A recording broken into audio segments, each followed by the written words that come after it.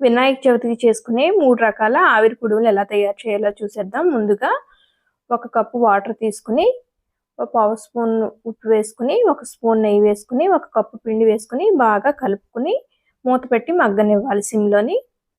తర్వాత stove off చేసి చల్లారనివ్వాలి. ఇప్పుడు బాండీలో కొబ్బరి తురుము 2 కప్పులు వేసుకుని, బెల్లం 1 కప్పు వేసుకుని, కొబ్బరి నూనె చేసుకుని పక్కన పెట్టేసుకుని చల్లారనివ్వాలి.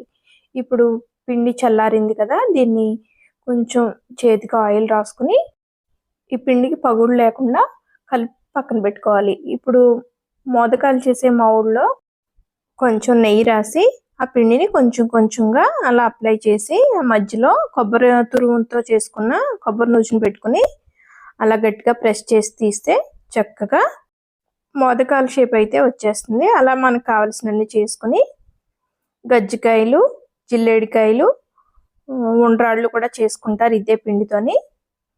ఇప్పుడు చూడండి, మౌల్డ్ లేకుండా కూడా ఇలా చక్కగా మోదకాలు చేసేసుకోవచ్చు. ఇప్పుడు గజ్జికాయలు అదే పిండితో 3-4 రకాలు చేసేసుకోవచ్చండి. ఇది కవర్కి కొంచెం నెయ్యి రాసేసుకుని అలా చపాతీలా చేసుకుని మధ్యలో పూర్ణం పెట్టేసుకుంటే గజ్జికాయలు కూడా రెడీ అయిపోతాయి. అలాగే రౌండ్గా కూడా చేసుకుని మధ్యలో కుడువుల్లా చేసుకోవచ్చు, ఆవిరి కుడువుల్లాగా. ఇవన్నీ కూడా ఆవిరి మీద ఉడికించాలండి. ఒక 10 నిమిషాలు ఉడికిస్తే ఆవిరి మీద రెడీ అయిపోతాయి. అలా బాల్స్లా చేసేసుకుని ఇప్పుడు ఇవన్నీ కూడా ఆవిరి మీద ఉడికించేసుకోవచ్చు.